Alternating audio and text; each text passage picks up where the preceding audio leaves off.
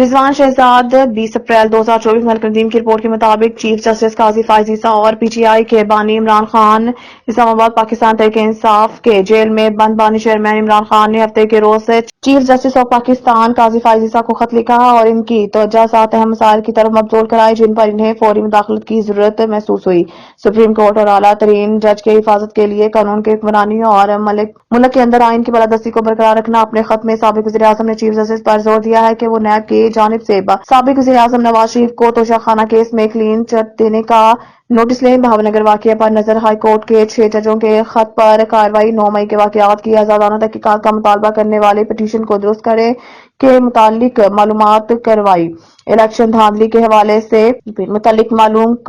Election دھاندلی کے حوالے سے کمشنر راولپنڈی کا بیانات۔ فروری کے عام انتخابات میں دھاندلی سے متعلق درخواستوں پر سماعت اور دیکھیں کہ قومی اور صوبائی اسمبلیوں میں کس طرح مخصوص نشستیں مختص کی گئی ہیں۔ 7 مسائل کی طرف چیف جسٹس کی توجہ مبذول کراتے ہوئے پی ٹی آئی کے سپریمو نے انہیں یاد دلایا کہ پوری قوم ان کی طرف دیکھ رہی ہے اور انہوں نے اب تک کے سب سے بڑے اور بااثر سیاستدانوں میں سے ایک البرٹ آئنسٹائن کے الفاظ کو حوالہ دیا: دنیا ایک خطرناک جگہ ہے، برائی کرنے والوں کی وجہ سے نہیں لیکن ان لوگوں کی وجہ سے جو دیکھتے ہیں اور کچھ نہیں کرتے۔ چیف جسٹس قاضی فائز عیسیٰ اور پی ٹی آئی کے بانی عمران خان۔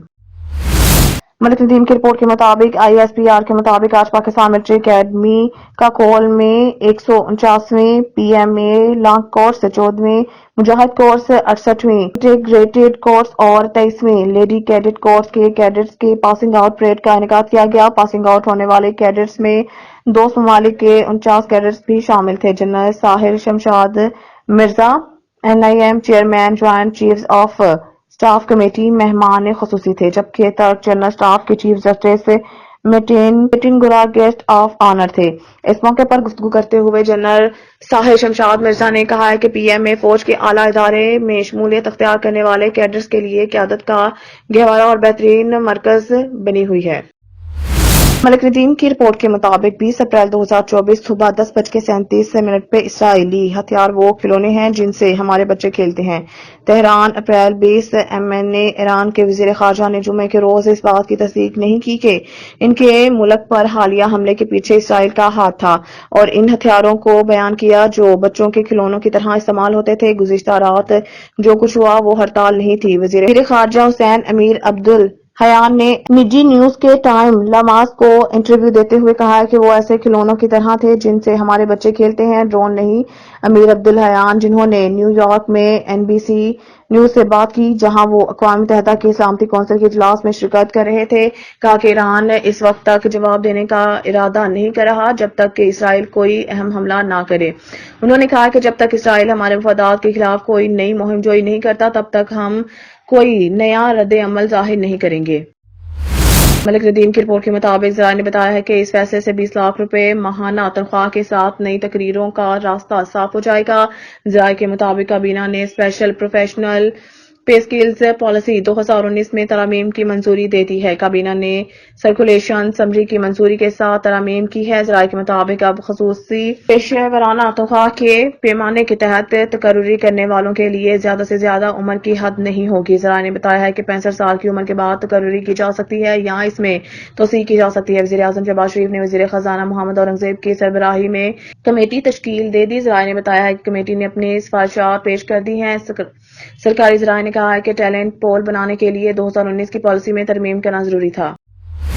ملک ندیم کی رپورٹ کے مطابق پرتگال ورک ویزا فراڈ میں ملوث گینگ کا مرکزی ملزم گرفتار۔ اینٹی ہیومن ٹریفکنگ سرکل اسلام آباد کی بڑی کارروائی۔ پرتگال ورک ویزا کے نام پر شہریوں سے لاکھوں روپے لوٹنے والا ایجنٹ گرفتار۔ ملزم 30 سے زائد شہریوں کے ساتھ ویزا فراڈ میں ملوث تھا۔ ملزم محمد عابد کو متاثرین کی نشاندہی پر اسلام آباد سے گرفتار کیا گیا۔ ملزم نے دیگر ساتھیوں کے ساتھ مل کر ویزا کی آڑ میں متاثرین سے 56 لاکھ روپے ہتھیائے۔ ملزم نے متاثرین کو جعلی پرتگالی ورک اپروول لیٹر اور جعلی اپائنٹمنٹ لیٹر فراہم کیے۔ ملزم متاثرین سے مزید رقوم کا بھی مطالبہ کرتا رہا۔ ملزم کو گرفتار کر کے تفتیش کا آغاز کر دیا۔ دیگر ساتھیوں کی گرفتاری کے لیے چھاپے مارے جا رہے ہیں۔ ویزا فراڈ میں ملوث عناصر کے خلاف ملک گیر کارروائی جاری ہے۔ ملزمان کی گرفتاری کے لیے تمام تر وسائل کو بروئے کار لایا جا رہا ہے۔ عوام سے گزارش کی جاتی ہے کہ ویزا حصول کے لیے ہمیشہ متعلقہ ملک ایجنسی سے رابطہ کریں۔ S S P investigation Zunaira Azfar کے تھانہ مری میں کھلی کچہری، ایس ایچ او مری اور تفتیشی افسران سمیت شہریوں کی کثیر تعداد میں شرکت۔ ایس ایس پی انویسٹیگیشن نے شہریوں کی شکایات سن کر ان کے حل کے لیے موقع پر احکامات جاری کیے۔ کھلی کچہری کا مقصد آپ کی دہلیز پر آپ کے مسائل کو سننا ہے تاکہ مسائل کی نشاندہی ہو سکے اور ان کے حل کے لیے اقدامات کیے جا سکیں۔